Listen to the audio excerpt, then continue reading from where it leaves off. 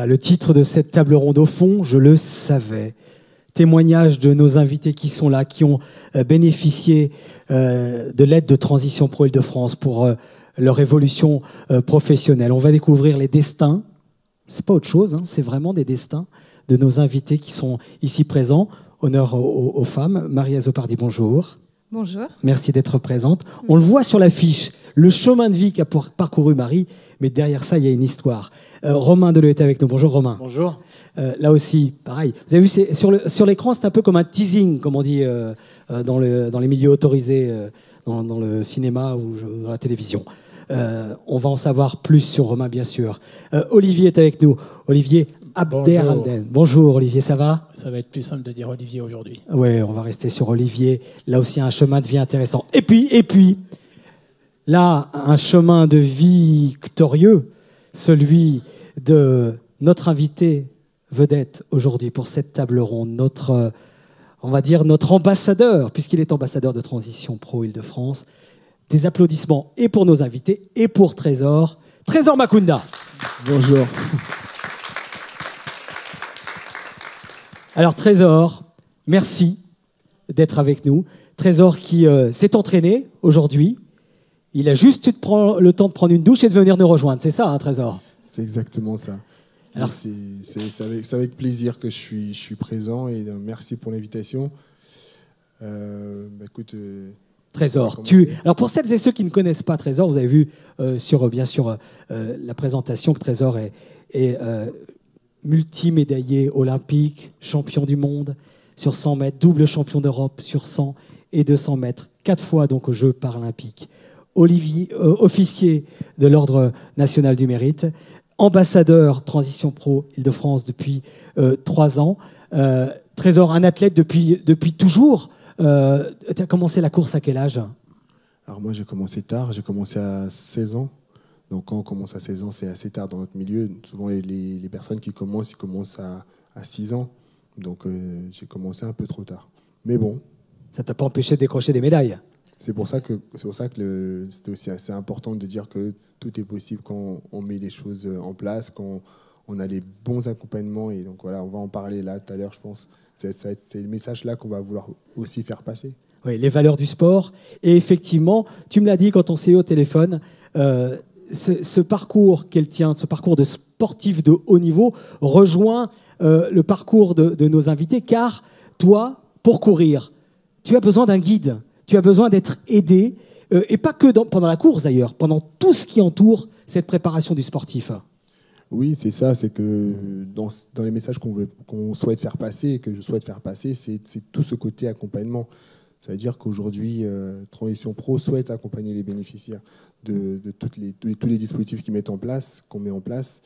Moi, dans le monde du sport, c'est ça, c'est exactement ça. Quand vous entendez les sportifs qui disent « oui, cette médaille, je la dois à mon boulanger, à ma famille », c'est pas des blagues, c'est juste que tout projet ne se construit rarement seul. Un projet de victoire ne se construit rarement seul. Donc, on a besoin d'être accompagné. Alors, moi, c'est encore plus marquant parce que je cours avec un guide. Donc, je ne suis pas seul sur la piste, mais c'est juste un symbole, ça. Parce qu'au-delà de ça, quand on regarde, il y a énormément de monde autour. Malgré qu'on fasse un sport individuel, tu as le coach, tu as le préparateur physique, préparateur mental, la famille, les amis, vous. Donc, tout ça, c'est pour vous dire que voilà, tous ces projets-là sont des projets qui sont collectifs et avec un bon accompagnement, il est rare qu'on n'arrive pas à atteindre ces objectifs. C'est pour ça que toutes les belles histoires qu'on va entendre aujourd'hui, ça va être dans ce sens-là. Et je pense que ils vont être mieux que moi pour pouvoir témoigner sur l'accompagnement qu'ils ont reçu. Tu vas pouvoir aussi témoigner de ta reconversion que tu prépares aussi, toi, en ce moment. Oui, c'est vrai que pendant longtemps, en fait, la reconversion du sportif de haut niveau, c'était un sujet qui était plus ou moins mis en retrait. On parlait beaucoup du sportif en tant que sportif, mais rarement en tant qu'humain, en tant qu'homme, en tant que père de famille, mère de famille. Et donc, les sportifs travaillaient, mais il n'y avait pas de dispositif qui était mis en place. C'est-à-dire qu'il y avait beaucoup de sportifs de haut niveau qui avaient un métier à côté, ils s'arrangeaient avec leur patron pour pouvoir aller s'entraîner entre midi et 2. Et finalement, on se rendait compte que c'était quand même compliqué parce que les résultats n'étaient pas des résultats promis, mais n'étaient pas présents. Et donc derrière, on s'est dit, mais qu'est-ce qu'on va mettre en place? Qu'est-ce qui est possible de mettre en place? Et donc depuis, on va dire, 5-6 ans, il y a pas mal de dispositifs qui sont mis en place, notamment la CIP. Donc la CIP, c'est un contrat d'insertion professionnelle qui permet aux sportifs de haut niveau de pouvoir s'entraîner quasiment à 100%. Mais allez, quand c'est les années préparation pour les Jeux, c'est 100%, mais entre 50 et 100%, tout en ayant un pied dans le monde de l'entreprise pour pouvoir préparer sa reconversion. Et donc, par exemple, moi aujourd'hui, je suis en pleine préparation pour les Jeux de Paris en 2024, mais je prépare mon après-carrière. Donc aujourd'hui, je suis accompagné par la SNCF pour que, après ma fin de carrière, donc le 6 septembre 2024, je serai à 100% salarié du groupe SNCF. Tu raccrocheras les crampons. Exactement, je passerai le relais à d'autres athlètes qui sont jeunes, beaux et remplis d'ambition. Oui, comme ton fils qui est un futur champion de judo. Ouais, il est surtout le grand. Tu sais, quand on s'est quitté, là, ouais. Le grand, il m'a dit, papa, je vais être meilleur que toi. Je l'accompagne pour l'entraînement, il me dit, papa, je vais devenir meilleur que toi. Écoute, j'adore. Va t'entraîner. Bon, on va reparler avec toi. Et tu pourras réagir, bien sûr, au chemin de vie, au parcours de vie professionnel et pas que, parce qu'effectivement, ça dépasse ce cadre-là de nos invités, bien sûr, Trésor, à tout moment. On va commencer avec toi, Marie. Alors, Marie, donc, celles et ceux qui sont là le voient sur l'écran. Tu es passé de vétérinaire à céramiste. Le raccourci est rapide, on ne va pas s'arrêter là. Déjà, vétérinaire, c'est ce que tu as. C'est marrant parce que ça fait métier de rêve de petite fille. C'est ce que tu voulais faire depuis petite? Alors oui, c'est un métier dont j'ai rêvé à partir de primaire, du collège. Voilà, c'est en effet un métier qui fait rêver les enfants. Quand on pose la question à des enfants, qu'est-ce que tu veux faire plus tard, il y en a quand même beaucoup qui répondent vétérinaire, parce que le lien avec l'animal, ça fait toujours rêver. Voilà. Et donc, ton rêve de petite fille est devenu réalité. Ça, c'est une première étape. Exactement. Comment ça s'est passé? Alors, déjà, j'ai mené à bien mes études pour pouvoir... Ah bon, t'as travaillé? C'est ça, j'ai dû faire une prépa, voilà, les années d'école. Et puis, on se rend compte en exerçant que finalement, avec les années qui passent, le rêve n'est pas forcément tout à fait le même que ce que l'on imagine. Concrètement, ça veut dire quoi? Tu as commencé à exercer à quel âge? Très concrètement, faisons vraiment la chronologie de ton chemin de vie professionnel. Alors, j'ai commencé à exercer en 2012, après le passage de ma thèse. J'ai eu l'occasion de faire un internat en région parisienne, donc à Maisons-Alfort, pour ne pas citer l'école, pendant 1 an. Et ensuite, j'ai exercé pendant 7 ans, presque 8, en région parisienne, au sein d'une clinique canine. Voilà. D'accord. Comment ça s'est passé alors? Dis-nous tout maintenant. Alors, j'ai eu la chance d'être au sein d'une équipe bienveillante, donc ce n'était pas vraiment de ce fait que sont nés les doutes. Mais voilà, je pense que peut-être un peu ce rythme intense, beaucoup de consultations, beaucoup d'empathie à déployer. C'est très polyvalent comme métier. Il faut se dédier, il faut trouver des solutions très rapidement. Il faut être auprès de l'animal, il faut expliquer au propriétaire, il faut être un peu au four et au moulin. Et voilà, je pense que j'ai pris conscience de l'épuisement. Justement avec le pas de recul que le confinement a permis. Voilà. D'accord. Tu veux dire que le confinement a été une sorte de déclic pour toi? Oui, je crois que comme beaucoup de gens, ça a permis de casser un peu le rythme et la routine et le rythme intense dans lequel je m'étais installée. Et j'ai pris conscience du fait que je n'étais peut-être pas engagée dans la voie qui m'épanouirait le plus. Voilà. D'accord. Alors que c'était au départ, on peut le qualifier comme ça, un métier passion. Oui, c'était un métier, oui, passion. Oui. Et alors, le cheminement, le confinement est un déclic. Oui. Il reste quand même quelques étapes. Exactement. Qu'est-ce qui s'est passé concrètement, vraiment très concrètement, au sortir du confinement? Eh bien, ou pendant le confinement d'ailleurs, tu as peut-être déjà pour commencé. expliquer mes raisons, un peu de souhait. On veut tout savoir. Alors, déjà, je suis maman. Donc, c'est important. Quand je disais que c'était des destins, le contexte est celui-ci. Je suis maman d'une petite fille qui, à ce moment-là, au moment où les doutes sont arrivés, avait 2 ans et demi. Donc c'est vrai que c'est un enfant en bas âge, forcément, ça remet en perspective les choses.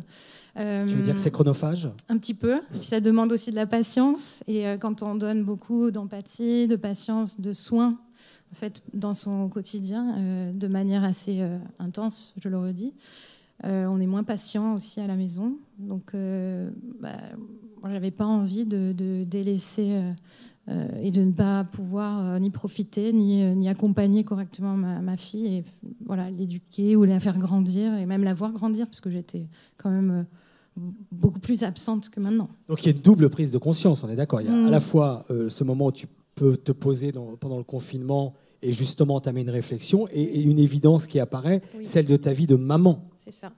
Et il y a une troisième raison qui vient au même plan que les autres, c'est aussi le besoin créatif que j'ai toujours eu.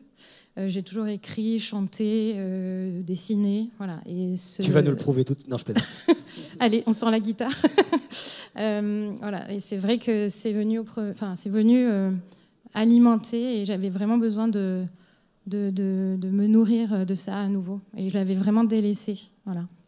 C'était quelque chose qui était enfoui, que tu avais mis au fond de toi ? Oui, de plus en plus, le temps passant, parce qu'on devient sage, on devient sérieux, mais en fait, non, j'avais envie de... j'ai pris conscience que je pouvais quand même exercer une profession qui me nourrissait et qui nourrissait mon besoin créatif. Et même si, en fait, je me suis autorisée finalement à prendre une autre voie que celle qui était un peu tracée. Voilà. Comment ça s'est passé concrètement ? Vraiment, là, encore une fois, dans la chronologie, c'est important, je pense, vraiment d'avoir une prise de conscience du temps et de la répartition du temps que ça peut prendre et du cheminement que ça implique. Alors, donc, en mars 2020, c'est l'idée qui germe. J'ai fait les premières recherches en ligne pour savoir s'il existait une formation ou des formations. Donc, dans la foulée, j'ai pu trouver qu'en région parisienne, il y avait des formations qui correspondaient à ce que je voulais faire. Tu savais déjà que c'était céramiste ? Oui, je crois que j'ai vraiment flashé. Enfin, il y a eu une rencontre, un match avec cette discipline-là. Comment ? Justement, pendant le confinement, au contact, puisque j'étais à la campagne, j'ai de la chance de passer ce confinement-là dans un cadre assez agréable. Et ma maman, qui pratique le modelage en loisir, a un four, avait de l'argile. Donc pendant un mois, j'ai beaucoup pratiqué. Et ça m'a permis de me rendre compte des infinies possibilités créatives que proposait cette matière. Et, tu l'as découvert comme ça depuis temps blanc, c'est-à-dire que ce n'est pas quelque chose que tu connaissais avant ? Exactement, ça a surpris beaucoup de monde de découvrir qu'en fait, je n'avais pas pratiqué la céramique pendant des années avant. En fait, c'était vraiment... c'est-à-dire que toi-même, tu ne le savais pas, quoi. Exactement. Et tu ne penses pas que c'était quelque part Après, le besoin créatif, ça m'a permis de me rendre compte que par ce moyen-là, j'exprimais beaucoup de choses.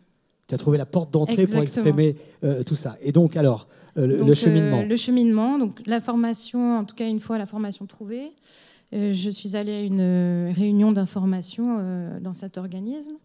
Et puis, j'ai cherché en ligne, puisque j'avais quand même un salaire. J'étais salariée, donc la formation avait un certain coût. Et donc, j'ai cherché en ligne comment obtenir des aides pour le financement. Et donc, j'ai fini, après un peu de recherche, par trouver qu'il existait ce dispositif. En tout cas, que Transition Pro Île-de-France, pour ma part,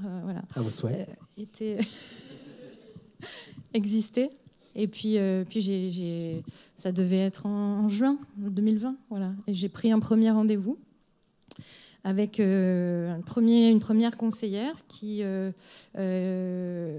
s'occupait des cadres pour faire un peu le point. Et pour le coup, j'ai été un peu plus challengée que écoutée pour le premier rendez-vous. C'est-à-dire Alors, c'était pas malveillant, pas du tout, c'était plutôt bienveillant, mais je crois que cette personne a voulu s'assurer que j'étais un peu sûre de mon choix et que c'était pas un peu passager. Ouais, que c'était pas une marotte, quoi. Exactement. Pas, ouais.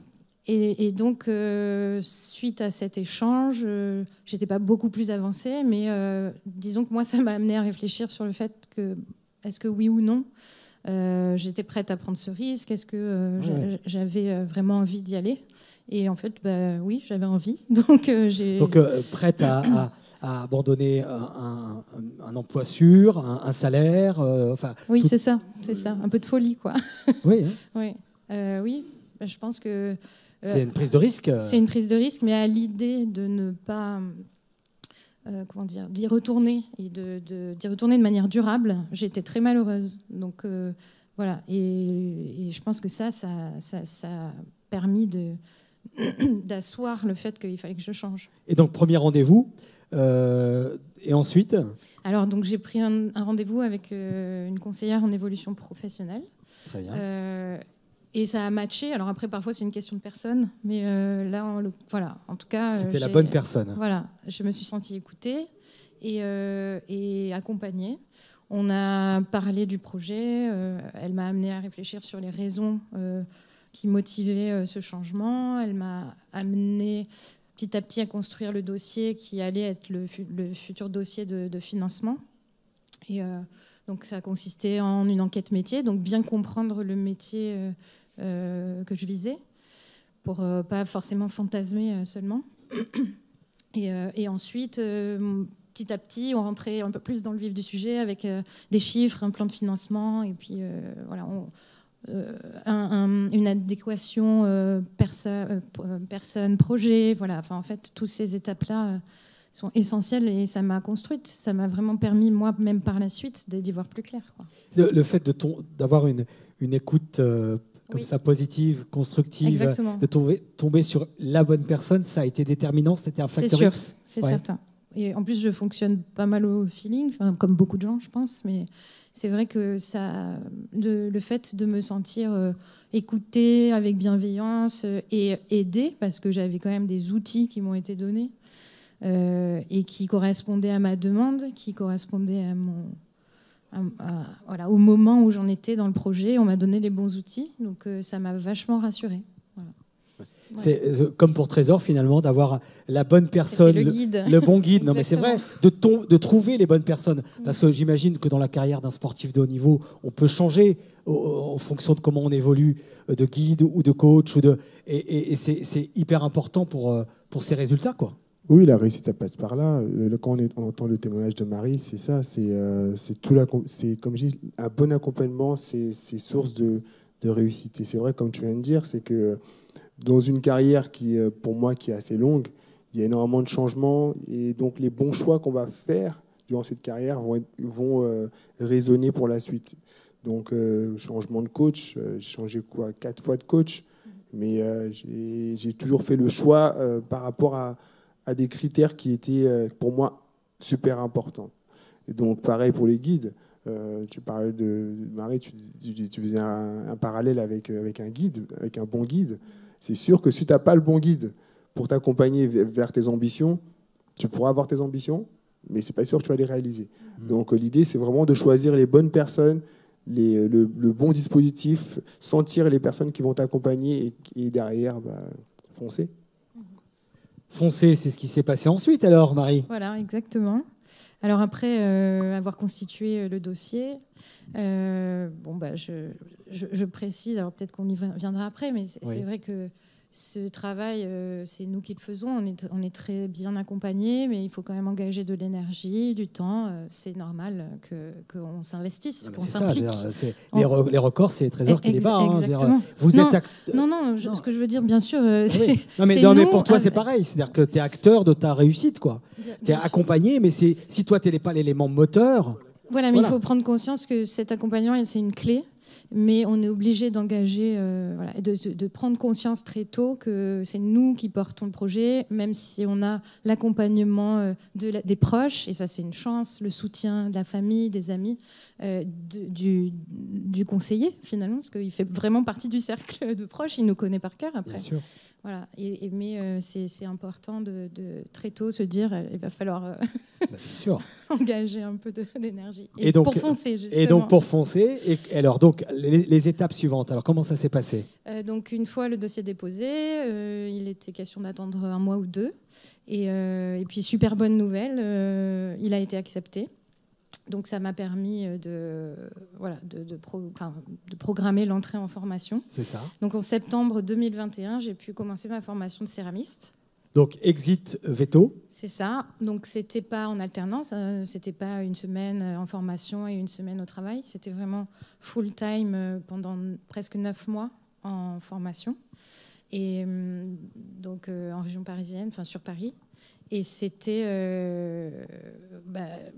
j'ai eu la chance d'avoir cette formation financée et un salaire maintenu. Voilà. Ouais. Donc c'était un filet de sécurité énorme pour profiter à fond de cette formation et sans avoir... Tu n'avais pas de pression, quoi, dans l'absolu. À part celle de réussite. À part celle qu'on se met, parce que voilà, ça peut être le tempérament. Non, mais ça, c'est pas de la pression, c'est justement de la pression positive. Exactement. Ou comme l'adrénaline, ce qu'on se met. Exactement, mais pas de pression financière sur cette durée-là. Et c'est magique de pouvoir se dédier, se consacrer à la formation. Donc ça a duré combien de temps? Jusqu'à mai 2022. Et ensuite, j'ai pu passer mon CAP en tournage céramique. Voilà. Et puis, donc, que j'ai eu en juillet. Bravo. Voilà. Merci. On applaudit Marie.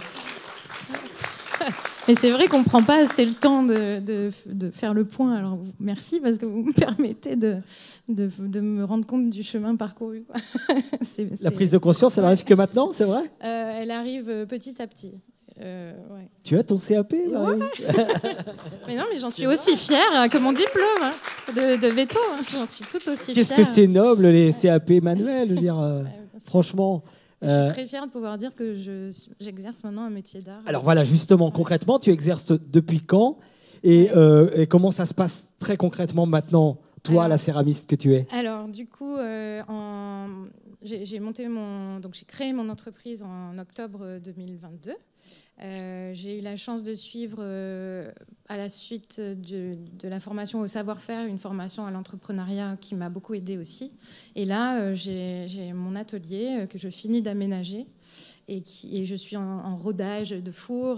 Je crée mes prototypes pour les futures collections et j'ai pu réussir à faire aboutir ma campagne de financement participatif. Donc, je suis en train de produire les contreparties actuellement. Voilà.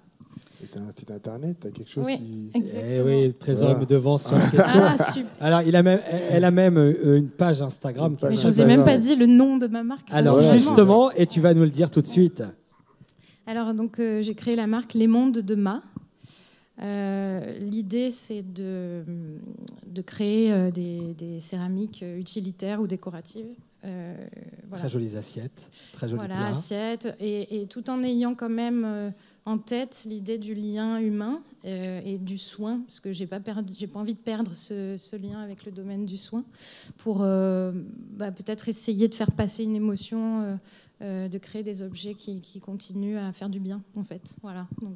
Donc sur Instagram, déjà, vous tapez les mondes de Ma. Voilà. Je vérifie bien. Il y a les tirets du 6, tirets du quoi, là? Tirets du 8. Tirets du 8, hein. Et vous allez pouvoir voir les créations donc, de Marie. C'est génial. La prochaine étape, c'est quoi? Miguel. Je t'en prie. Donc j'ai créé mon site internet. La prochaine étape serait de pouvoir, proposer mes créations en boutique et sur un e-shop que je suis en train de finaliser. Voilà. Bon, et alors la vie de famille avec la petite? Mais ça se passe bien parce que elle dit qu'elle veut faire vétérinaire potière plus tard, mais ça me fait beaucoup. C'est surprenant. Et bon, du coup, je suis fière parce que ça veut dire que je l'inspire quelque part. C'est génial. Mais c'est mieux, ça change de maîtresse. Et je crois qu'elle ne se rend pas compte parce que parfois elle râle, elle dit que bon, mon projet est un peu mon deuxième bébé quand même, puisque quand on est entrepreneur, forcément, on est quand même dédié beaucoup à son entreprise et à son projet. Mais donc elle râle un peu en disant que j'y passe du temps, mais je crois qu'elle ne se rend pas compte du temps que je peux maintenant lui dédier, et je suis beaucoup plus flexible et je peux moi-même choisir mes horaires. Alors, il faut y aller, il faut bosser, mais les aléas peuvent être beaucoup plus facilement gérés et avec moins de culpabilité, soit vis-à-vis de ma fille, soit vis-à-vis de mes employeurs. Voilà. Oui, parce que ton employeur, c'est toi. Exactement. Maintenant. Donc je m'arrange avec moi-même. Voilà. Parfois, c'est pas simple de s'arranger avec soi-même. Oui, c'est vrai, j'apprends. Bon, merci Marie pour ce beaucoup, joli parcours. Cas, vous pourrez poser des questions. Avec plaisir. Vous pourrez poser des questions, bien sûr, à Marie tout à l'heure. On reste d'ailleurs dans ce cheminement d'un métier vers le manuel avec Romain. Toi aussi. Oui. Tu es dans... Alors, tu es en plein dedans, ton CAP d'ailleurs, là, en ce moment même. Mais je le passerai en mai. Alors, avant d'arriver au CAP, on rembobine et on revient au commencement. Je fais très mal le rembobinage, vous avez vu, hein? Romain, comment tu es passé donc de responsable marketing à apprenti menuisier? Alors, j'ai été responsable communication, pour être exact. Ouais, communication et marketing, ou pas? Non, pas les deux. Pardon. Alors, communication. Mais le micro. J'étais dans les métiers de la communication. Dans quel domaine J'étais chez un carrossier constructeur qui fabrique des nacelles élévatrices. Très bien. Voilà, un groupe, une marque mondiale. C'est quelque chose que tu avais voulu faire depuis assez jeune, adolescent, jeune adulte? Il y a quelque chose qui peut caractériser mon cheminement, c'était l'expression un peu au fil de l'eau. J'ai pris les opportunités qui venaient. Ouais. J'ai fait des études vers les opportunités qui venaient à moi. J'ai fait une école de commerce, après une spécialisation en gestion d'entreprise, en marketing. J'ai eu un Master 1. C'était pas forcément un choix motivé par une envie particulière? Alors, tu te laissais porter? Regardez maintenant, j'avais 16 ans, quand j'ai commencé à choisir un peu mon orientation, j'avais un copain qui allait faire ça. Bah tiens, ça me paraissait bien sur le moment, j'ai essayé. Pourquoi je vais rester avec le copain. Mes parents qui me disaient, il faut faire des études. J'ai un père qui était artisan peintre en bâtiment, et qui me disait, il faut que tu fasses des études. J'ai poursuivi, j'ai fait mes études, j'avais l'opportunité, je pouvais le faire, je l'ai fait. Tu te laissais porter? Et j'ai suivi. Et donc, je suis allé en école de commerce. J'y ai rencontré ma femme, donc ça n'a pas servi à rien. Franchement, ça aurait été dommage. C'est ça. Donc, tu as bien fait de le faire à ce moment-là. Voilà. On est d'accord. Et j'ai sorti d'école, donc j'ai exercé des postes en communication, chargé de com, avec toujours, il y avait déjà les premiers prémices, parce que toujours le côté technique. J'ai en communication tout de suite la création graphique, je me suis formé au logiciel en autodidacte, vraiment c'est ce qui me plaisait le plus, de mettre les mains dedans, comme on dit. Mais c'est quelque chose que tu avais en toi forcément, comme l'intitulé de cette table ronde, au fond je le savais, depuis tout gamin tu devais bien savoir que le manuel était quelque chose qui t'attirait. Je passais mon temps à aller dans l'établi de mon père perdre ses outils. Et ceux de mon grand-père qui était charpentier, donc j'avais un background voilà, il y avait des gens qui travaillaient de leurs mains, et j'ai toujours aimé les outils. Effectivement, maintenant quand on regarde en arrière, on se dit mais vers quoi je tendais naturellement? Dès que j'ai du temps libre, je bricole. J'aime les outils. Mais à ce moment-là, tu te disais pas je vais en faire mon métier? Non, pas du tout. Pas du tout, parce que il y avait un chemin qui se traçait, une place correcte, une situation qui était en train de se créer, un salaire qui grimpait avec l'expérience. Une femme rencontrée dans l'école de commerce. Et puis après, les enfants qui arrivent, le crédit de la maison, tout ça, pourquoi changer? Parce que si je reste là, je suis à l'aise, tout va bien. Mais pour autant, on finit par se rendre compte que, oui, tout va bien, mais en fait, on est un peu malheureux quand même. C'est venu au moment du confinement comme Marie? Alors, il y a eu ça, oui, qui permet un peu de sortir la tête de toutes les turbulences qu'on reçoit avec le train-train quotidien. On a la tête dans le guidon, on fonce, et là, il y a eu une bouffée d'air, une respiration, un pas en arrière. Et je me suis dit, jusqu'à maintenant, ça a été au fil de l'eau. Et si je prenais les rames un peu et que j'allais essayer de ramer vers l'endroit où j'ai vraiment envie d'aller. Et donc, on a commencé par une grande traversée du désert, se dire, mais qu'est-ce que je fais de ma vie? Qu'est-ce que je vais en faire?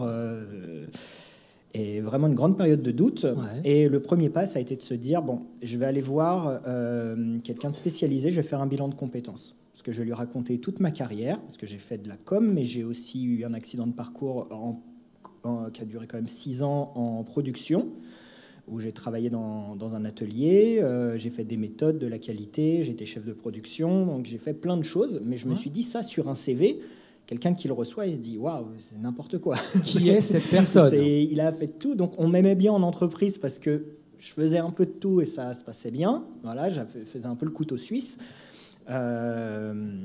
Qui se débrouille en tout, mais spécialiste en rien. Vous voyez. Je vois bien. Et donc, ça se passait bien, mais sur un CV, c'était difficilement vendable. Donc, j'ai été voir une personne super qui m'a fait un bilan de compétences du tonnerre et qui n'a pas seulement fait la somme de mes compétences, qui m'a aussi aidé à faire le vide pour voir dans quoi je me projetais. Et les métiers d'art, bon, c'était une envie, ça me plaisait. Voilà, l'artisanat d'art m'a toujours... le fait d'avoir un transfert des gestes et des techniques anciennes, d'être le dépositaire d'un savoir-faire, ça me fait briller les yeux. Et puis après, j'ai choisi la menuiserie. Et c'est le bilan de compétences qui a été l'effet starter de la révélation de ce vers quoi je veux aller. Oui. Oui. Après coup, une fois que j'ai choisi ça, en fait, il suffisait d'aller regarder, par exemple, mon historique Internet pour voir qu'il était saturé de vidéos de gens qui travaillaient le bois, qui faisaient ci, qui faisaient ça, et se dire, mais comment je ne l'ai pas vu avant? C'était un peu une évidence. Mais parce que, en fait, je l'avais mis dans la case hobby, j'aimais bien regarder ça, j'aimais bien voir, c'était ce qui attirait mon attention. Et c'est vrai, on se rend compte après que quand on essaye de faire taire le questionnement et qu'on regarde les choses, il y a des choses en fait qui sont là, mais on s'en rend compte souvent après coup. C'est marrant, Marie, elle n'arrête pas d'acquiescer, Oui. Comme si tu avais pareil eu cette même les choses évidentes devant toi et tu les voyais pas. Alors, j'acquiesce parce que je pense qu'on met du temps à s'autoriser à se voir ailleurs que là où on est. Oui, tout à fait. Voilà. on est dans une case, on se dit j'y reste. Et d'autant plus si c'est confortable ou qu'on a la pression familiale, la pression financière. Et donc Romain, alors concrètement, une fois que cette réflexion et vraiment cette évidence t'est apparue après le bilan de compétences, qu'est-ce qui s'est passé? Alors après le bilan de compétences, aux dernières séances, la personne qui s'est occupée de mon bilan de compétences m'a parlé des moyens qui existaient. Elle ne connaissait pas elle connaissait que les grandes lignes, mais elle a prononcé les mots transition pro, les mots magiques, le conseil. Voilà, la phase de conseil. Et donc, sorti de là, je me suis tout de suite renseigné sur Internet et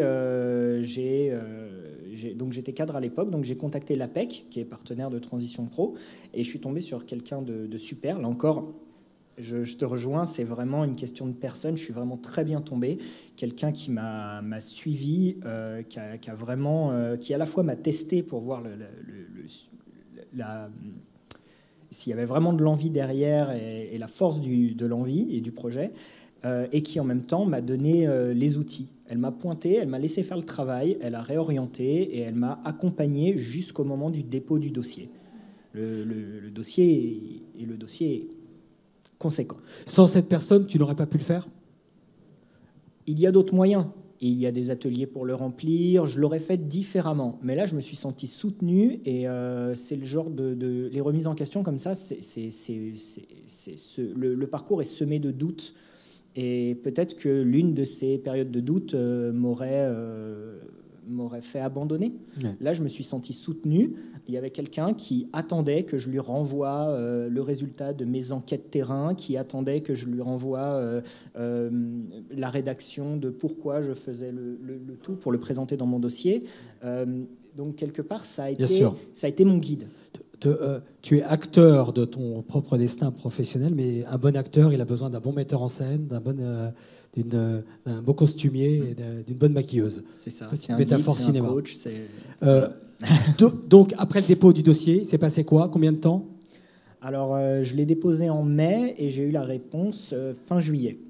Voilà, donc une attente entre le moment où on le dépose et voilà, un flottement. Le jour où je savais que la commission était passée, j'étais sur Internet à rafraîchir toutes les 5 minutes pour voir où en était mon dossier. Olivier, pareil. C'était frénétique. Je me souviens. Et donc, depuis, alors, apprentissage. Voilà, et donc est arrivée la bonne nouvelle.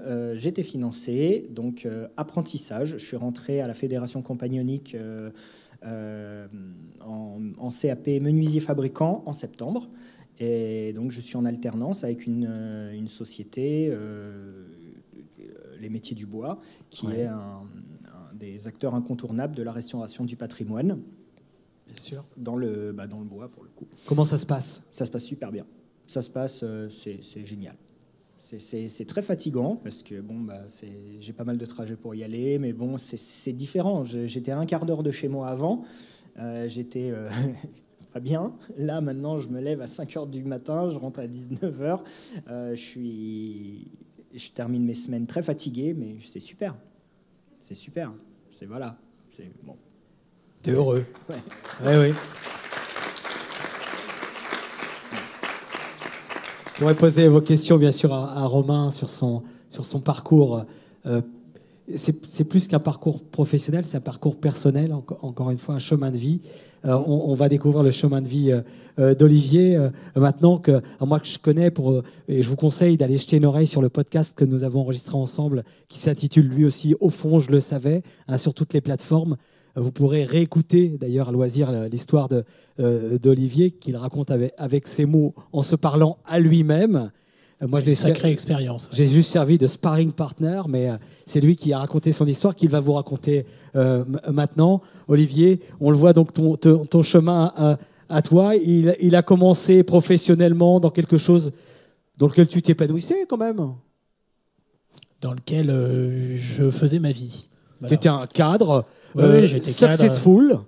On va dire que j'ai démarré en 2006 après une école de commerce. J'ai commencé par 5 ans dans le monde bancaire. Et ensuite, effectivement, à la suite de ces 5 années, je suis rentré dans le monde de la grande distribution. C'est une véritable école de la vie, pour ceux qui connaissent. Et j'y suis resté pas loin de 10 ans. 8 ans dans une enseigne, 2 ans dans une autre. Et ça a été... voilà, oui, j'ai eu un parcours, je pense, qui aurait pu durer encore 10, 15 ans dans le monde de la finance dans la grande distribution. Ça veut dire quoi, très concrètement, pour tout le monde, pour être tout à fait clair, la finance dans la grande distrib, c'est quoi?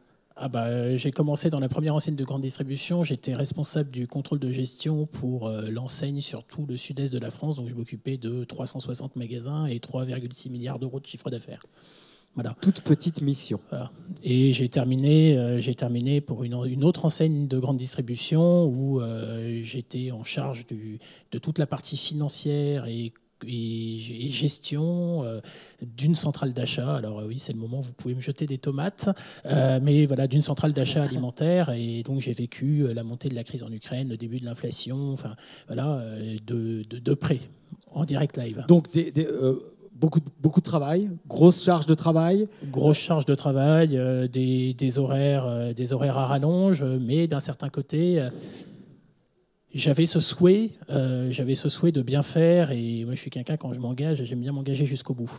Et voilà. Et puis un jour, il y a eu octobre 2021. Je suis devenu un heureux papa et puis, je me suis rendu compte que mon congé paternité, je n'avais pas beaucoup profité de mon congé paternité, puisqu'au moment de mon congé paternité, il y a eu une loi qui s'appelle la loi Egalim, qui a nécessité énormément de travail de la part de mes équipes et de ma part. Donc, ça a été déjà, je pense, un premier déclic. Et puis après, il faut le temps que ça germe. Et ça a germé. Ça a mis 3-4 mois. Et je me suis retrouvé au mois de mars au salon de la franchise. Voilà. Et j'ai rencontré Voilà, j'ai eu un super contact avec mon franchiseur, qui est devenu mon franchiseur après coup. Et je me suis dit, en fait, je suis petit-fils de chef d'entreprise, fils de chef d'entreprise. Je suis bercé là-dedans depuis des années.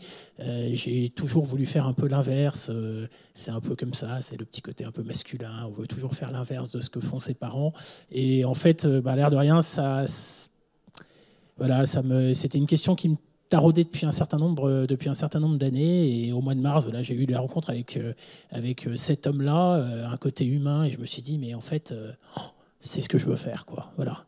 Tu ne le savais pas avant? Tu ne savais pas en arrivant? Parce que quand tu dis que tu es allé au salon de la franchise, tu es déjà dans une démarche de changement. J'étais déjà dans une démarche de changement, mais on va dire qu'à partir du salon de la franchise, ça a été d'une rapidité sans nom, puisque j'ai dû contacter l'APEC le lendemain du jour du salon de la franchise, donc dans le cadre de leur mission de conseiller en évolution professionnelle. Ouais. Je suis tombé là aussi sur un type formidable qui m'a accompagné, qui a poussé mon questionnement. Il a commencé à me parler plan financier, puis après il m'a dit, mais vous faisiez quoi avant? J'ai dit, j'étais un peu dans le domaine. Il me dit, ouais, ok, donc ça on va pas en parler, on va parler plutôt du fond. Ouais. Et en fait, on a eu trois entretiens, et je me suis voilà, ils ont validé mon dossier, et j'ai déposé mon dossier le 14 avril 2022 auprès de Transition Pro Île-de-France. Et alors là, moi, c'était pas au bout de 2 mois que je me suis mis à rafraîchir la page, c'était tous les jours.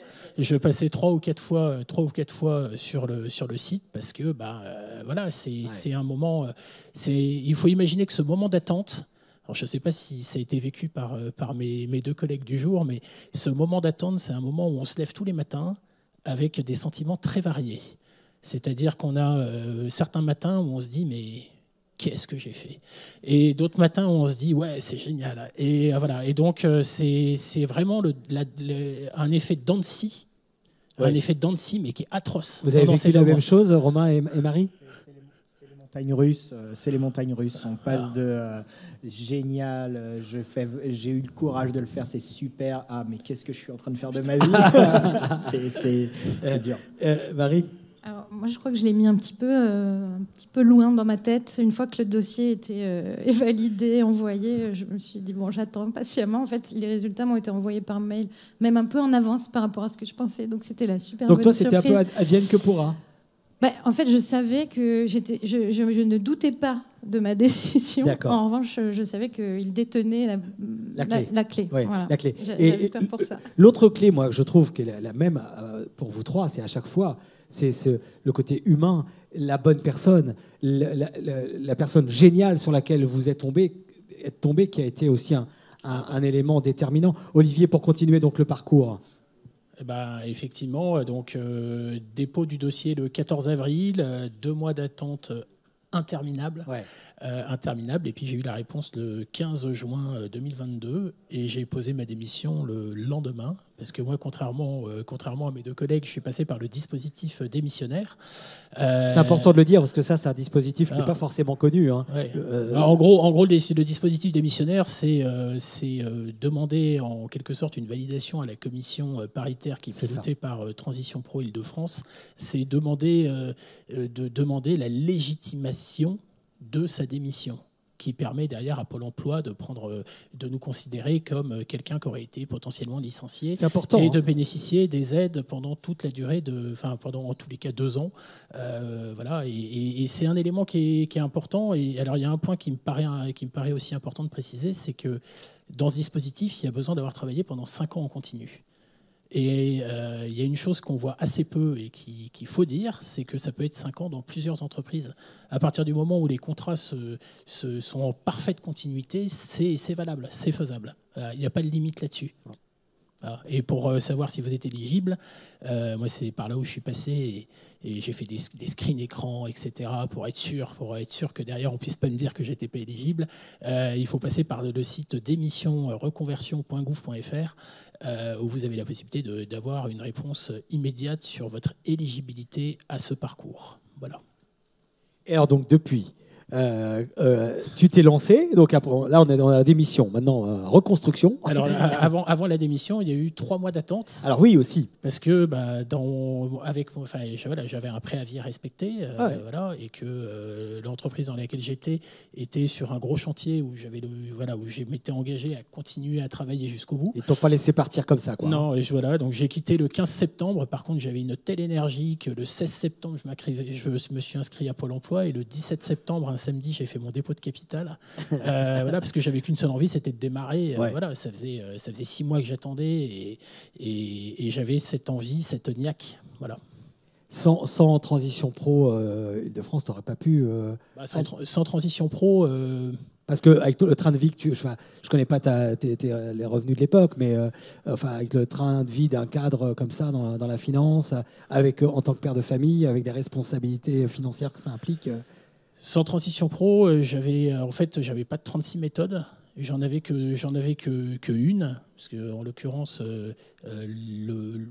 la rupture conventionnelle n'est pas quelque chose qui est très usité dans le monde de la grande distribution. Donc j'avais qu'une seule autre solution, c'était un abandon de poste. Et l'abandon de poste ne correspondait pas forcément à mes valeurs.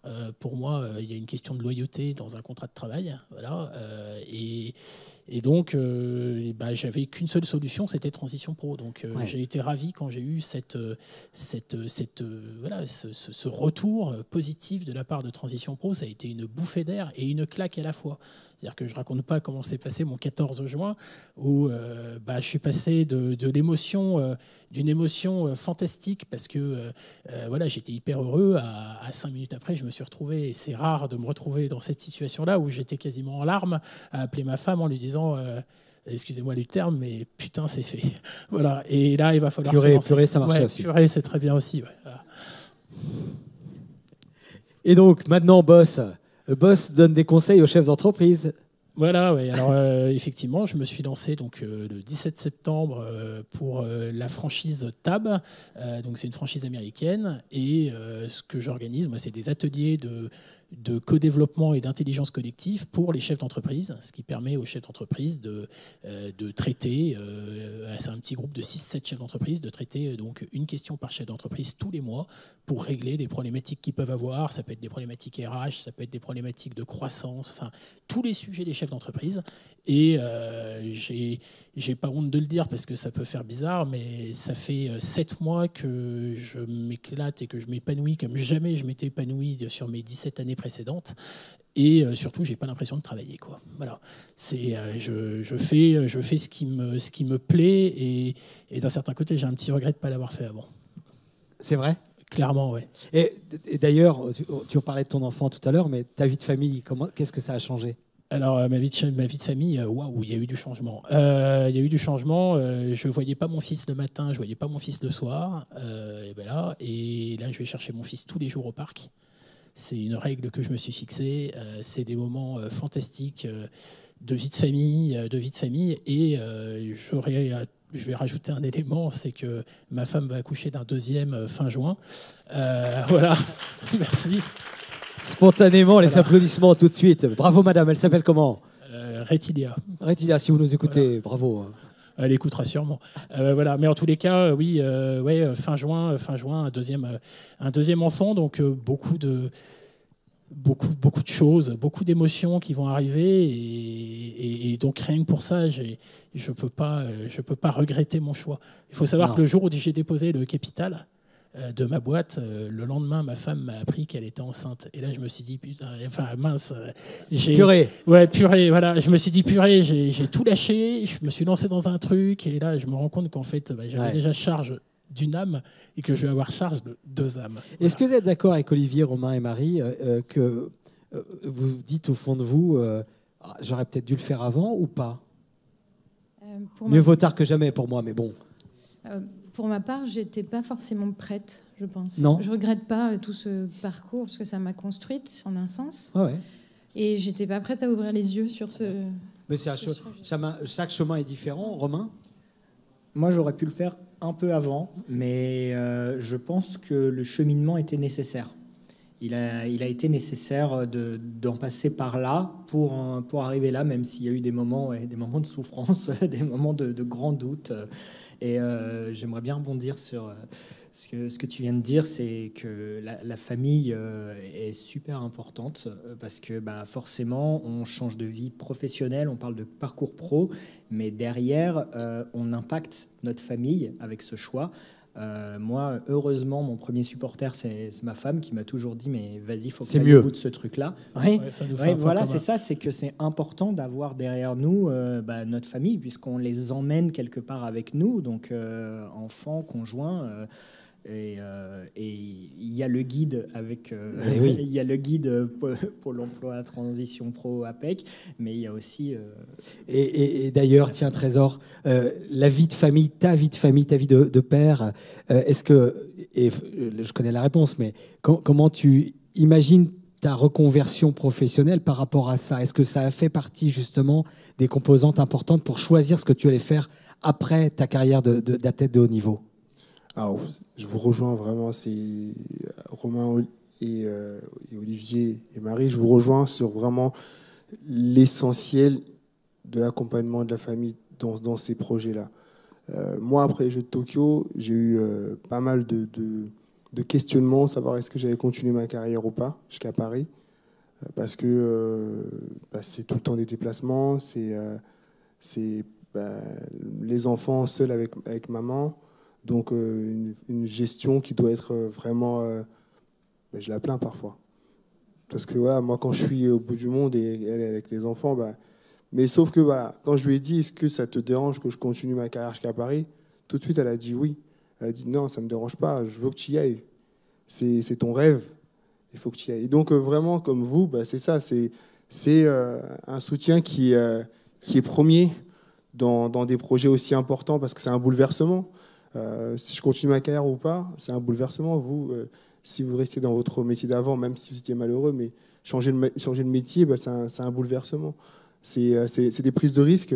Et ces prises de risques-là, vous ne les prenez pas que pour vous, vous les prenez pour un ensemble, donc l'ensemble de la famille. Donc voilà. Par rapport à ta question, oui et non, parce que oui, c'est sûr que demain, quand je vais arrêter ma carrière... peut-être l'image du champion va peut-être plus ou moins redescendre. Je serai salarié à 100%, donc ce sera plus le même programme. Je serai peut-être plus présent à la maison déjà. Donc je pense que ça va changer quand même pas mal de choses par rapport à l'organisation de la famille, et par rapport au rôle aussi que j'aurai. Par ma présence plus régulière à la maison. Donc voilà, tout ça, c'est des bouleversements, mais c'est des choses qui sont préparées, et surtout, voilà, on le fait ensemble. L'humain au cœur finalement de tout ce qu'on découvre ensemble, c'est clair, et l'échange, c'est ce qu'on va faire ensemble aussi maintenant, avec un temps de questions-réponses avec Romain, avec Olivier, avec Trésor et Marie. Si vous avez des questions, vous n'hésitez surtout pas.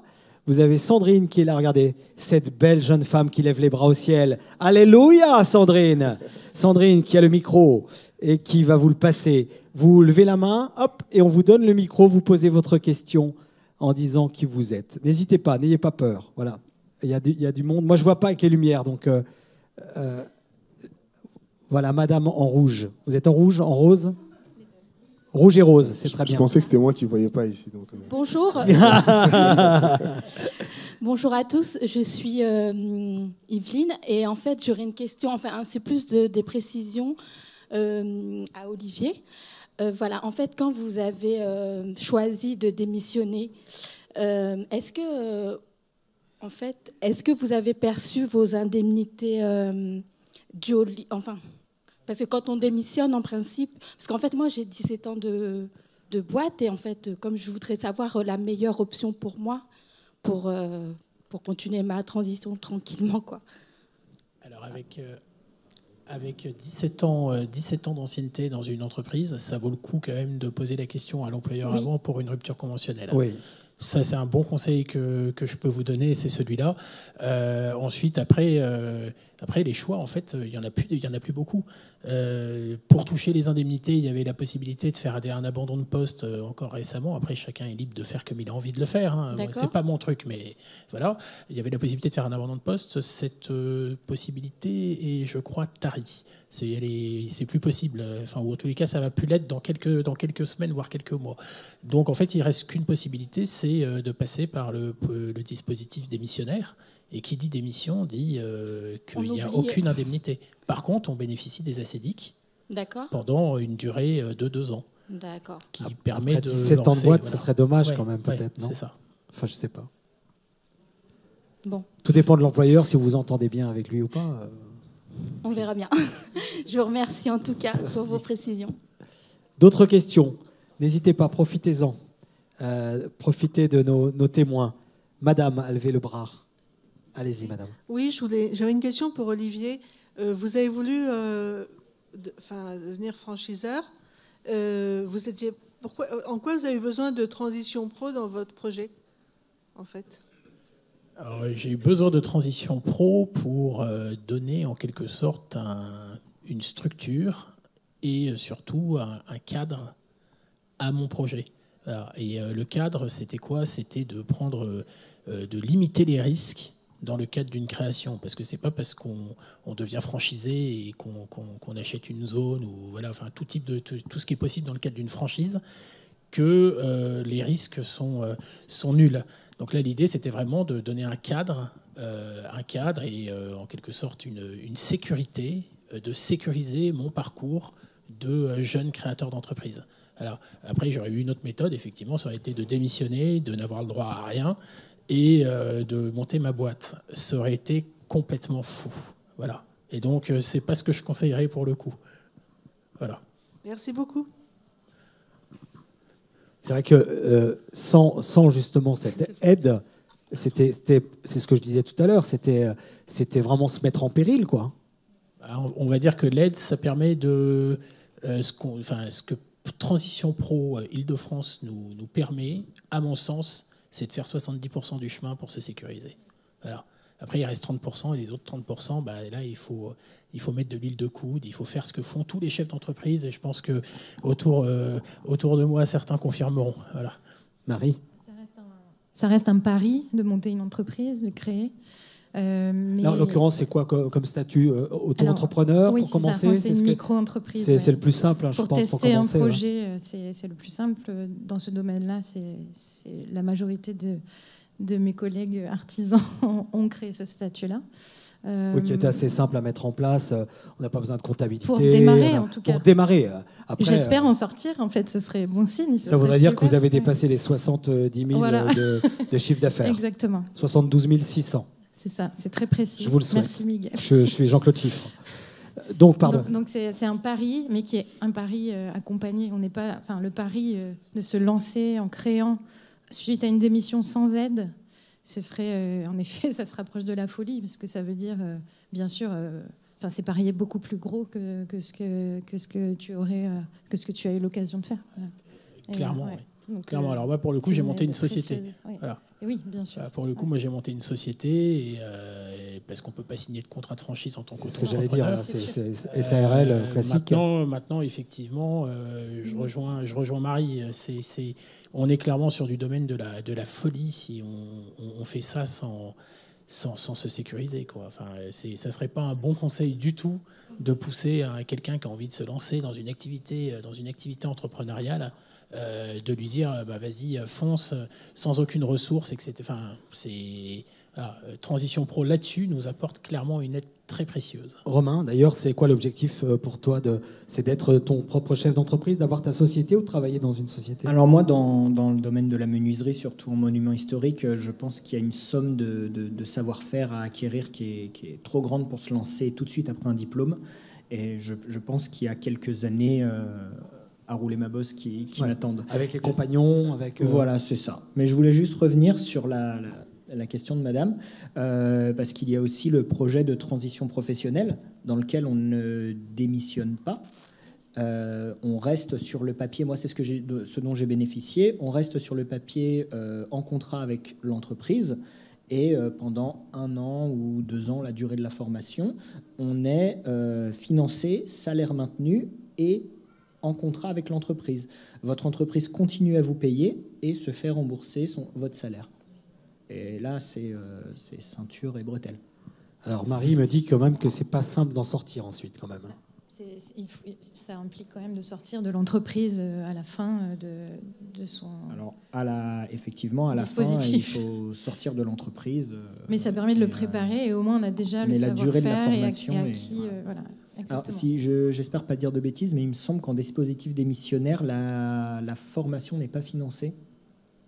C'est seulement le droit aux indemnités pour l'emploi. C'est ça, tout à fait.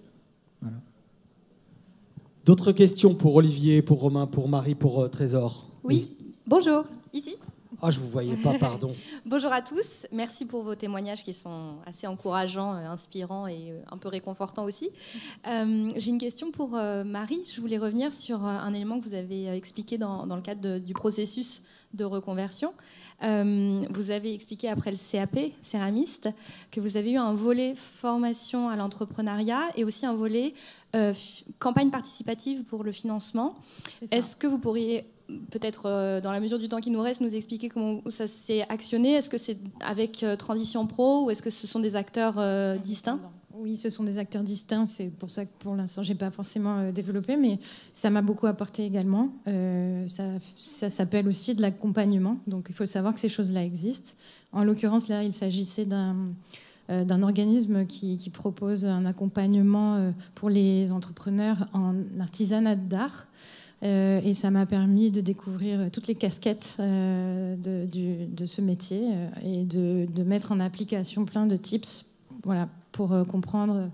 Voilà, alors j'ai fait du codev, j'ai compris comment on construisait une marque, comment on présentait ses produits, comment on trouvait des canaux de distribution. Donc ça fait partie du job, c'est pas seulement du savoir-faire. Et la campagne de financement participatif, c'est via une des 2 grandes plateformes qui existent, qu'on connaît plus ou moins tous. Et pareil, c'était dans la continuité de cette formation à l'entrepreneuriat pour essayer d'avoir un bon démarrage entreprise. Et ça fait partie des conseils que je peux donner aussi. Ça aide beaucoup pour démarrer. Oui, voilà. Ce qui est intéressant dans ce que vous dites, et bien après je rends le micro. Non, mais allez-y, on a le temps, il nous reste un quart d'heure. D'accord. Me dites pas ça, je vais traîner en longueur. Hein. D'ailleurs, vous allez nous dire, parce qu'on veut savoir, qu'est-ce que vous en êtes où, vous, de votre... Ah voilà, j'aurais dû m'en douter. Vous me tendez une perche, je la saisis. Simplement pour dire que ce qui est intéressant dans ce que vous répondez, c'est qu'en fait, c'est important d'avoir une vision globale sur toutes les étapes du processus pour solliciter à chaque étape les acteurs, soit spécialisés, soit... Donc ça, c'est une photographie large des différentes étapes est intéressante pour disons que lorsque j'ai pu monter mon dossier avec ma conseillère, j'ai pris conscience de tout cet écosystème en faisant l'enquête métier, en creusant un petit peu, en faisant l'enquête terrain. Mais j'ai pas forcément eu l'occasion, puisque c'était pas le bon moment, de solliciter tous ces acteurs. Et donc j'ai plus eu le temps de le faire après, en ayant fait cette 2e formation. Voilà. Vous en êtes où alors, vous? J'en suis... alors, j'ai passé l'étape de la rupture de l'arrêt maladie. J'ai passé l'étape de la rupture conventionnelle négociée. J'ai passé l'étape du bilan de compétences. J'ai passé l'étape du questionnement pour revenir à ses envies et s'autoriser ses envies. Donc il a fallu filtrer pas mal. C'est difficile de s'écouter quand depuis l'âge de 20 ans on ne s'écoute pas et on saisit les opportunités et on cherche à s'assurer un niveau de vie et qu'on est dans une logique de gestion des risques financiers de sa vie. Donc j'ai passé tout ça pour arriver à choisir la création d'entreprise. Je suis en pleine démarche de candidature pour le parcours de formation qui m'attend, puisque dans mon cas, je passe du secteur bancaire au secteur projeté du coaching professionnel. Donc il faut que je monte en compétence là-dessus. Donc je passe des candidatures auprès d'universités, d'écoles privées. Et après, il y aura l'étape du financement. Après, il y aura l'étape Le chemin du démarrage. Donc un peu comme vous tous, au final. Ah, mais c'est bien avancé déjà. Mais c'est bien amorcé. Oui. C'est bien amorcé, mais ça prend du temps. Bah oui. Et en fait, je crois qu'il faut se rendre compte que c'est un chemin qui dure toute la vie, une fois qu'on a décidé de s'engager. Et moi, j'essaie d'être plus douce avec moi-même et de ne pas être dans une démarche d'optimisation de tout, de mettre la pression, parce que c'est mon tempérament d'essayer de tout faire bien dans un cadre, etc.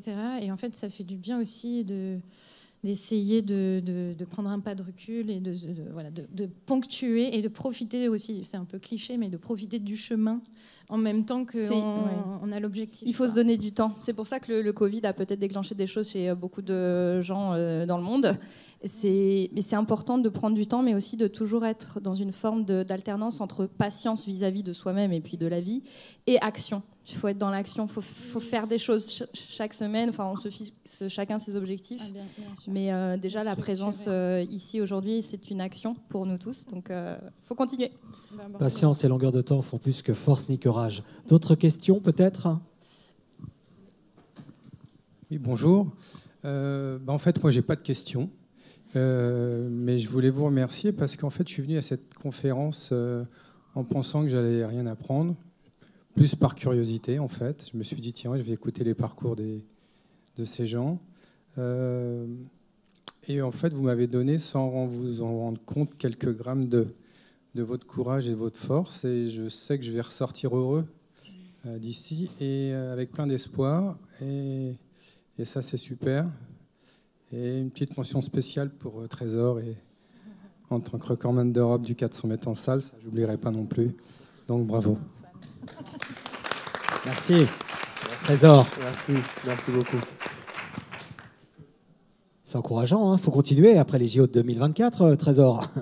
Alors on parlait de projets qu'on mène pas seul, donc non, je pense que j'ai réalisé de belles choses. Et aujourd'hui, il me reste encore une belle chose à réaliser. Mais après, je pense que j'ai une belle équipe de France que je vais laisser en bon état avec des jeunes qui sont prometteurs. Et donc, je peux partir tranquille après les Jeux. Mais avec une belle médaille, bien sûr. C'est clair. On a encore quelques minutes pour des questions, si vous le voulez. Des questions pour Trésor, pour Romain, pour Olivier, pour Marie. Monsieur, ici au deuxième rang, Sandrine se lève et se bouscule. Et hop, elle vous donne le micro. Bonjour, en tout cas, donc je m'appelle Désiré. Je suis aussi donc en transition. Voilà, j'ai bossé pendant 20 ans en tant que responsable marketing. Et là, aujourd'hui, je décide justement de complètement changer de voie pour aller vers le coaching. Et vous avez en fait tous les quatre parlé justement d'ascenseur émotionnel. Moi, je suis en plein dedans, forcément, parce que quand on prend certaines décisions, ça impacte nos vies personnelles et des fois, ça va vraiment en fait aux extrêmes. Donc moi, ça conduit à un divorce, tout ça. Je voulais savoir, en fait, parce que moi, c'est ce que j'ai du mal à gérer aujourd'hui. Je suis sûr que la voie que je vais prendre est la bonne. Par contre, en fait, c'est le passage en fait, à l'action, parce qu'en fait, en tout cas, je suis en pro-doute constant face à cette décision. Et je voulais savoir comment, vous en avez tous parlé tous, mais comment faire pour gérer justement cet ascenseur émotionnel intérieur. On a beau avoir la famille, tout le monde, mais on se retrouve face à soi-même et c'est là où c'est le plus dur. Et voilà, j'aimerais avoir votre retour. Marie, Olivier vont répondre. Marie, vous voulez répondre spontanément. Bon alors, déjà, bravo. Enfin, c'est pas facile de s'engager dans cette voie de changement. Il y a d'autres façons d'être accompagné. Puisque vous voulez faire du coaching, vous le savez, il y a des gens qui sont coachs de vie et qui en plus de l'accompagnement de la famille et de transition pro, moi, j'ai eu la possibilité de de faire quelques séances avec une personne qui m'a aidé à mettre des mots sur des choses que j'arrivais pas à dire, à concrétiser voilà, cette certitude que je voulais avancer dans cette voie. Après, il y a aussi des gens qui peuvent accompagner. Je suis allée voir pendant quelques séances une psy parce que ce questionnement...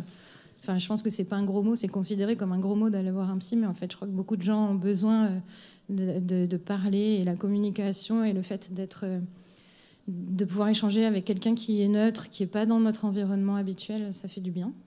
Et ça m'a beaucoup aidée. Je n'étais pas allée la voir pour ça au départ, mais je pense qu'elle m'a aidée à être certaine voilà, de ce choix. Donc, et puis même, on peut parler ensemble, puisqu'on est là pour ça. Donc après, si vous voulez qu'on échange, il n'y a pas de souci. Mais c'est vrai que ça peut être ponctuel. Ce n'est pas forcément quelque chose qui va s'inscrire dans le long cours, mais ça peut vraiment aider à débloquer une situation. Vous voulez faire coach dans quel domaine, monsieur ? Alors justement, je vais travailler avec la jeunesse, ouais. et aussi coach en développement personnel pour adultes. Très bien. Romain et Olivier, une réaction et peut-être des conseils pour monsieur qui est en proie au doute, comme tu l'as vécu d'ailleurs, Olivier, mais toi, Romain, d'abord. Pardon. Alors moi, je voulais vous dire une mauvaise nouvelle, c'est que le doute, il sera toujours là, je pense. Il sera toujours là d'un bout à l'autre. Je l'ai eu au début. Il y a des gens qui sont moins avancés que moi dans le parcours qui me disent ah oui, mais toi, t'en es déjà là, c'est super, moi je doute beaucoup. Mais en fait, moi je doute beaucoup. Quand je regarde Olivier qui a construit son entreprise, il me disait que ça commence à tourner, que ça se passe bien, mais il nous dit qu'il a encore des doutes aujourd'hui. Moi, le doute, je l'ai. En fait, il faut que ça accompagne. Voilà, il faut que ce soit un moteur qui nourrisse le projet. C'est-à-dire que s'il y a un doute, c'est que ça lève une question. Donc la question, à un moment, c'était, moi, le doute, mais comment je vais faire pour devenir menuisier ? Ah bah tiens, il existe Transition Pro. Bon, bah ça m'a levé un doute déjà, rien que ça. Bah, maintenant, c'est comment je vais faire derrière.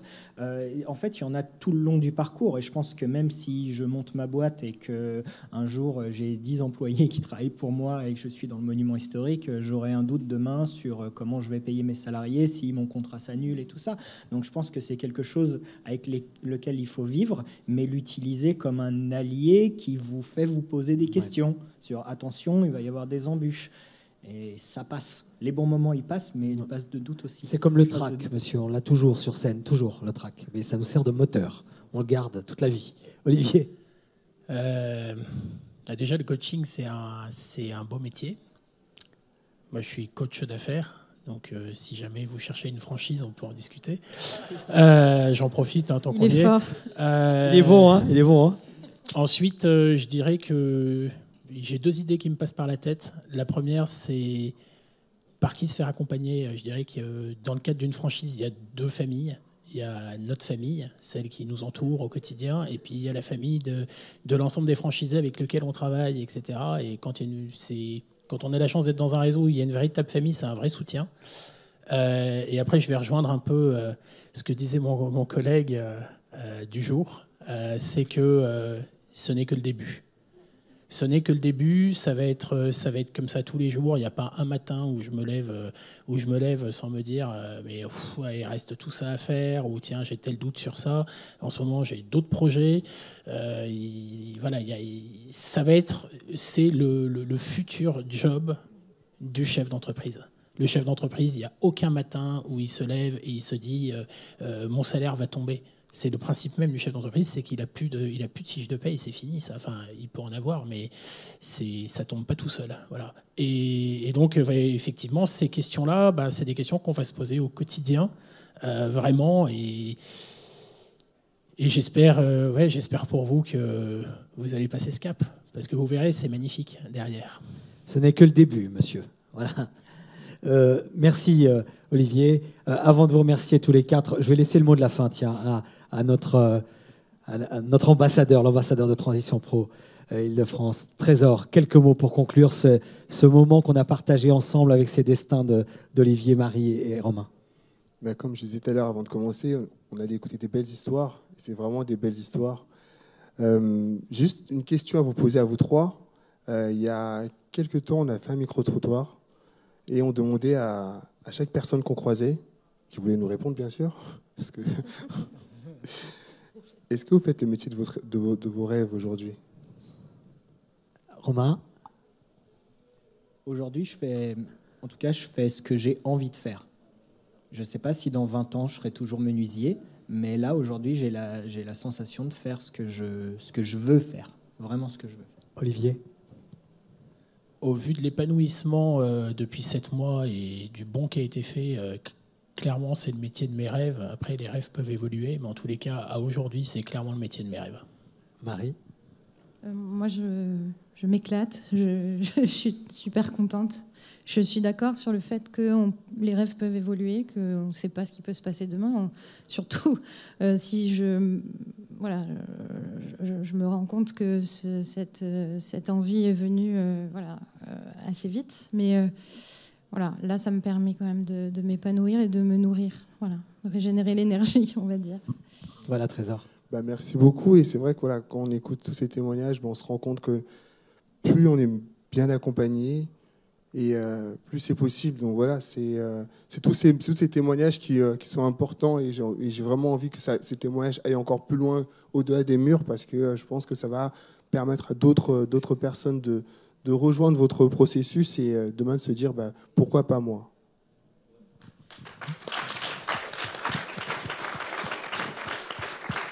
Merci Trésor, Makoda, merci Romain, merci Olivier, merci Marie. On peut les applaudir encore. Merci à vous pour ce partage. Voilà, c'est possible, tout est possible. Soyez acteurs de votre vie perso, pro. À vous de jouer maintenant. Et vous pourrez continuer à échanger avec nos témoins. On aura d'autres témoins demain d'ailleurs, sur ce même thème. Au fond, je le savais, d'autres témoins qui viendront ici, dans cette même salle, nous raconter leur chemin de vie. Je vous donne rendez-vous si vous êtes là demain, ici même, à partir de... Attendez que je ne dise pas de bêtises. C'est quelle heure demain matin? C'est 14h, pardon. Demain après-midi, 14h. Voilà. Merci à tous d'avoir assisté à cette table ronde.